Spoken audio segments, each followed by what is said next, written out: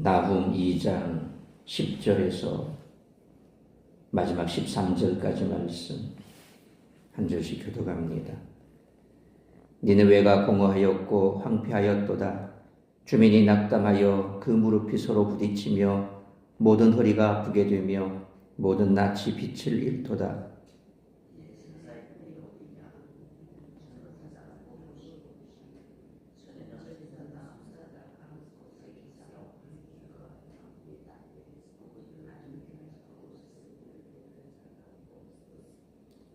수사자가 그 새끼를 위하여 먹이를 충분히 찢고 그의 암사자들을 위하여 움켜 사냥한 것으로 그 굴을 채웠고 찢은 것으로 그 구멍을 채웠었도다.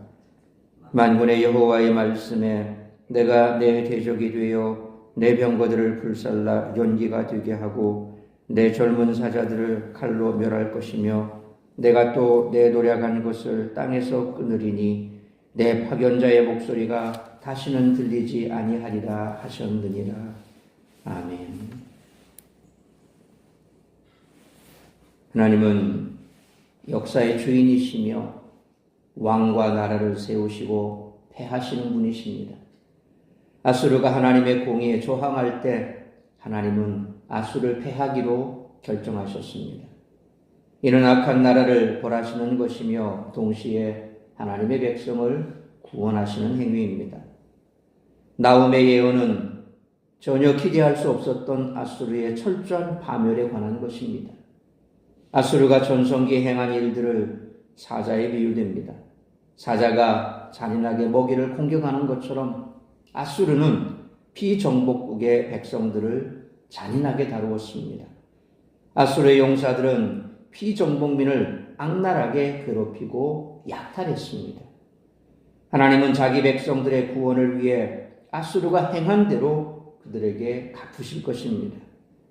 그들이 열방으로부터 빼앗은 것을 모두 빼앗으실 것입니다. 이것은 우연의 일치가 아니라 하나님의 공의로운 통치의 결과입니다. 이제 유다 백성들은 악한 자의 귀결을 목격하고 평화의 나라를 경험할 것입니다. 아수르의 전성기와 종말은 역사 속에서 하나님의 살아계심을 목격하게 만듭니다. 나라가 번영하든지 나라가 멸망하든지 모든 나라의 운명은 하나님께 속한 것입니다. 나라가 번영하고 강대하다고 해서 신앙의 절개를 포기하며 두려워하지 말고 하나님의 다스리심을 구해야 합니다. 오직 우리는 우리가 속한 공동체가 하나님의 공의와 정의를 추구하는 공동체가 되도록 노력해야 합니다. 특히 반만년의 한국 역사가 그러했듯이 다시금 열강의 틈바구니에 있는 자국의 위기를 보면서 하나님의 공의를 바라보며 그분의 통치와 인도하심을 구하는 우리 모두가 되시기를 축원합니다. 영국 런던 대영국 박물관에는 주전 883년부터 859년까지 재위했던 아수르 왕 아슈르나시르팔 2세가 전차를 타고 사자를 사냥하는 모습이 새겨진 부조가 있습니다. 왕은 포획된 사자들을 넓은 정원에 풀어놓고 전차를 타고 달리며 수백 마리를 사냥했다고 합니다. 그것을 통해 자기의 권세를 드러낸 것입니다. 그러나 이제 아수르는 사냥당하는 사자의 신세가 되었습니다. 따라서 이와 같은 오늘 본문의 말씀을 통해 우리들이 깨달아야 할 것은 첫째로 10절 말씀처럼 하나님의 심판 앞에 누구도 용사가 될 수 없다는 것입니다. 1절부터 계속된 니느웨 멸망에 관해 이어집니다. 10절은 니느웨가 멸망한다는 결론을 논리적으로 이야기하기보다 격한 감정으로 표현합니다. 히브리어 원문에는 약탈이라는 북하, 황폐라는 뜻의 머부카, 그리고 파괴라는 뜻의 머블라카라는 세 단어가 연속적으로 나옵니다. 발음이 좀 비슷하지요. 언어 유희입니다. 약탈, 황폐, 파괴. 이것은 멸망과 약탈로 인해 황폐해진 니느웨의 모습을 격한 감정으로 표현하는 것입니다. 우리말로 번역한다면 약탈당하고 황폐해지고 멸망했도다, 그런 정도의 의미가 되죠. 자신들의 용맹함을 자랑하며 주변 나라들을 약탈해 그들로 하여금 피눈물을 흘리게 했던 아수르는 이제 자신들이 피눈물을 흘려야 할 때를 맞이했습니다. 그들에게 더 이상 사자를 사냥하는 용맹한 전사의 모습을 찾아볼 수 없습니다. 떨리는 가슴, 후들거리는 무릎, 아픈 허리, 하얗게 질린 얼굴이 니느웨 주민들의 모습입니다.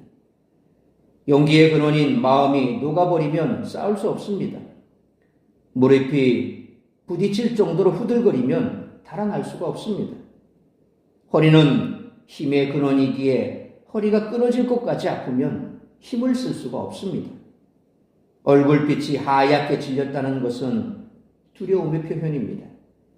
아수르를 세계 최강의 나라로 만들었던 용기, 힘, 추진력 등이 모두 상실되었습니다. 이것이 다른 나라들을 두려움과 공포로 몰고 갔던 나라의 최후인 것입니다. 이는 패배자의 모습이며 강제 노역을 당하는 노예들의 모습입니다. 니느웨 주민들은 과거 주변 나라들의 백성들이 자기들 앞에서 보였던 모습을 그대로 보이고 있습니다. 도적같이 임하는 여호와의 날에는 그 누구도 용사가 될 수 없음을 기억해야 합니다. 그러므로 오직 하나님 앞에 무릎을 꿇고 그분의 뜻에 순종함으로 하나님께서 베푸시는 진정한 권세와 존귀를 누릴 수 있는 우리 모두가 되시기를 축원합니다.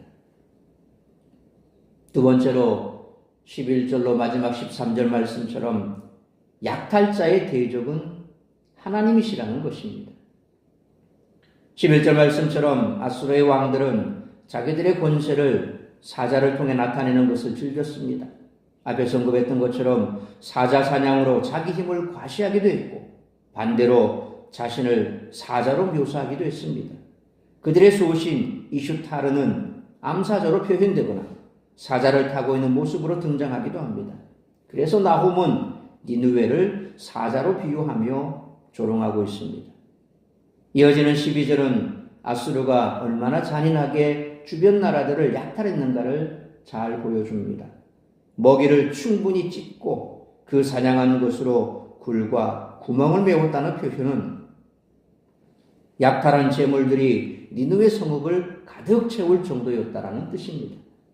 하나님은 약탈자들을 결코 용납하지 않으십니다. 비록 아수르는 메대와 바벨론 연합군에 의해 망했지만 나훔 선지자는 아수르의 대적이 메대와 바벨론의 연합군이 아니라 여호와 하나님이심을 선포하고 있습니다. 하나님의 권능 앞에서 그들의 병거들은 불살라져 연기가 될 것입니다. 자신을 사자로 여기며 힘을 자랑했던 자들은 이제 하나님의 사냥감이 될 것입니다. 특히 선지자는 13절 말씀처럼 내 파견자의 목소리가 다시는 들리지 아니하리라고 선언합니다. 당시 아수르의 압제를 받던 나라들의 입장에서 아수르에서 온 사신들이 거만한 태도로 왕의 명령을 전달하는 것을 듣는 것만큼 괴로운 일도 없었을 것입니다. 우리가 잘 아는 열왕기하 18장을 보면 히스기야 시대에 아수르가 유다에 침공하여 예루살렘을 포위했을 때 아수르 왕 사네립이 보낸 파견자 랍사게가 유다를 욕하며 항복을 종용했던 이야기만 읽어봐도 아수르가 하나님의 심판을 받아 마땅한 나라임이 드러납니다. 그런데 나훔 선지자는 이제 곧 니느웨가 망할 것이며 저 거만한 파견자의 목소리를 들을 날도 얼마 남지 않았다라고 선포하고 있습니다. 세상에는 지금도 하나님을 무시하고 이웃을 약탈하면서도 거만하게 자기 힘을 자랑하며 명령하는 자들이 존재합니다. 그러나 그들의 날은 얼마 남지 않았습니다. 하나님은 반드시 그들의 죄를 물으시고 심판하실 것입니다. 그러므로 하나님은 약탈자들을 결코 용납하지 않으시며 반드시 심판하실 것을 믿고 우리를 대적하는 모든 악인들을 하나님 손에 맡기고 하나님만 의지하며 살아가는 우리 모두가 되시기를 축원합니다. 사랑하는 성도 여러분, 지금도 우리 주위에는 억울한 일을 당하면서도 누구에게도 하소연할 수 없는 상황에 처한 성도들이 존재합니다. 분명한 사실은 하나님이 그들의 고통을 알고 계시며 그 탄원을 듣고 계시다는 것입니다. 그러므로 하나님은 약한 자를, 약탈하는 자들을 대적하시며 신속히 심판을 시행하시는 분이심을 믿고 모든 악인들을 하나님 손에 맡기며 하나님만 의지하며 두려움 없이 살아가는 우리 모두가 되시기를 주님의 이름으로 축원합니다. 기도하겠습니다. 걸어가신 아버지 하나님, 은혜와 사랑을 감사합니다. 오늘도 이 새벽을 깨워 말씀으로 예배로 하루를 시작하게 하시니 감사합니다. 오늘 주신 말씀처럼 초강대국이었던 악수르 역시 그들을 하나님께서 진멸하시고 그들이 지금까지 행했던 그 악한 그대로 하나님께서 되갚아 주신다는 그 사실을 통해서 오늘 이 땅을 살아가는 우리 모두도 우리 주변에 둘러싼 많은 대적자들이 있습니다. 우리를 힘들게 하고 또 우리에게 여러 가지 많은 고통과 괴로움을 안겨주는 많은 대적자들이 있습니다.